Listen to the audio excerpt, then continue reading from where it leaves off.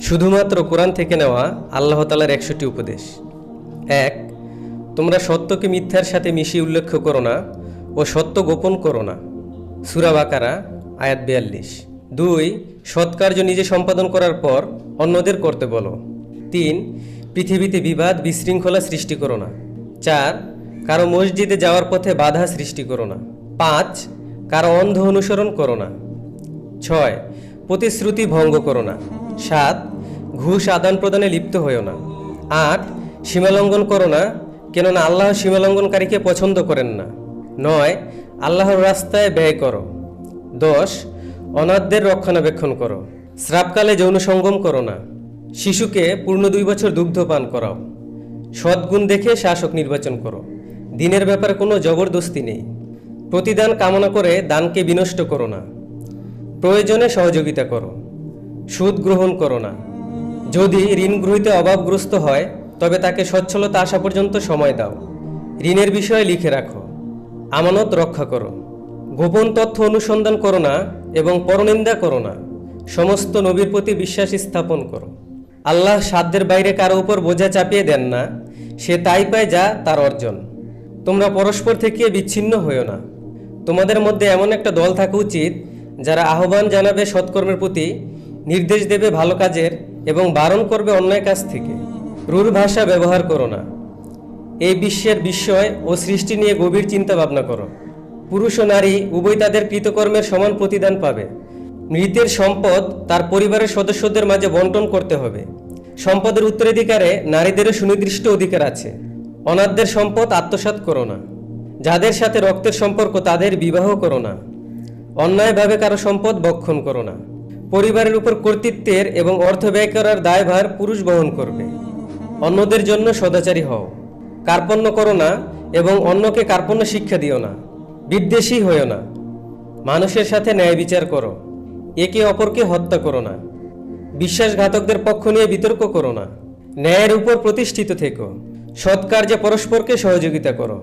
সীমা লঙ্ঘনের ব্যাপারে একে অন্যের সহায়তা করো না। মৃত পশু, রক্ত ও শুয়োরের মাংস নিষিদ্ধ। সৎপরায়ণ হও। অপরাধীকে দৃষ্টান্তমূলক শাস্তি দাও। পাপ ও অবৈধ জিনিসের পিছনে শ্রম ব্যয় করো না। মাদকদ্রব্য বর্জন করো। জুয়া খেলো না। বিভিন্ন ধর্মাবলম্বী উপাস্যদের গালমন্দ করো না। আধিক্য সত্যের মানদণ্ড নয়। মানুষকে প্রতারণা করার জন্য ওজনে কম দিও না। অহংকার করো না। পানাহার করো কিন্তু অপচয় করো না। সালাতে উত্তম পোশাক পরিধান করো। অন্যদের ত্রুটি বিচ্যুতি ক্ষমা করো। যুদ্ধে ভীত হয়ে পশ্চাৎমুখী হইও না। যারা নিরাপত্তা কামনা করছে তাদের সহযোগিতা করো ও নিরাপত্তা দাও। পবিত্র থেকো। আল্লাহ তাআলার অনুগ্রহ হতে নিরাশ হইও না। যারা অজ্ঞাতবশত ভুল ত্রুটি করে আল্লাহ তাআলা তাদের ক্ষমা করবেন। জ্ঞান ও প্রজ্ঞা ও উত্তম যুক্তি দ্বারা আল্লাহ তাআলার প্রতি আহ্বান করো। কেউ কারো পাপের বোঝা বহন করবে না। পিতামাতার সাথে সদ্ব্যবহার করো। পিতামাতাকে অশ্রদ্ধা করে শব্দটি বলো না এবং তাদের জন্য দোয়া করো। অর্থ অপচয় করো না। দারিদ্র্যের আশঙ্কায় সন্তান সন্ততিকে হত্যা করো না। অবৈধ যৌনাচারে লিপ্ত হইও না। যে বিষয়ে জ্ঞান নেই তার অনুবর্তী হইও না। শান্তভাবে কথা বলো। অনর্থ জিনিস থেকে দূরে থেকো। অনুমতি ছাড়া কারো গৃহে প্রবেশ করো না। পুরুষ ও নারী উভয় নিজের দৃষ্টিকে অবনত রেখে নিজের গোপনাঙ্গ হেফাজত করবে। নারীরা নিজেদের ঢেকে রাখবে। বিনা অনুমতিতে পিতামাতার ব্যক্তিগত ঘরে প্রবেশ করো না। বিনয় সহকারে ভ্রূপৃষ্ঠে বিচরণ করো। এই পৃথিবীতে মানুষের প্রতি অনুগ্রহ করো এবং অনর্থ সৃষ্টি করো না। আল্লাহর সাথে অন্য কোনো বাতিল উপাস্যকে ডেকো না। সমকামিতায় লিপ্ত হইও না। সৎকার্যের আদেশ করো এবং অসৎ কার্য হতে নিষেধ করো। দম্ভ ভরে ভ্রূপৃষ্ঠে বিচরণ করো না। কণ্ঠস্বর নিচু রেখো। নারীরা যেন অন্ধকার যুগের মতো অন্যকে প্রদর্শনের উদ্দেশ্যে তাদের সৌন্দর্য মেলে না ধরে। আল্লাহ তাআলা যাবতীয় পাপ মোচন করে দিতে পারেন। আল্লাহ তাআলার অনুগ্রহ হতে নিরাশ হইও না। ভালো দ্বারা মন্দ প্রতিহত করো। যে কোনো বিষয়ে পরামর্শের মাধ্যমে সিদ্ধান্ত নাও। মানুষের সাথে মানিয়ে চলার চেষ্টা করো। কাউকে পরিহাস করো না।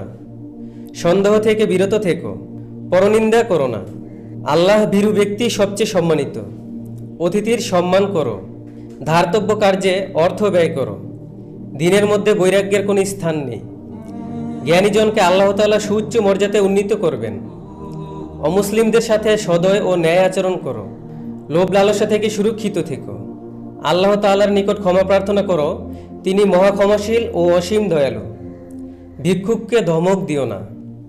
অভাবগ্রস্তকে খাদ্যদানের প্রতি উৎসাহ প্রদান করো। আল্লাহ তাআলা আমাদের সবাইকে এই উপদেশগুলো মানার তৌফিক দান করুক।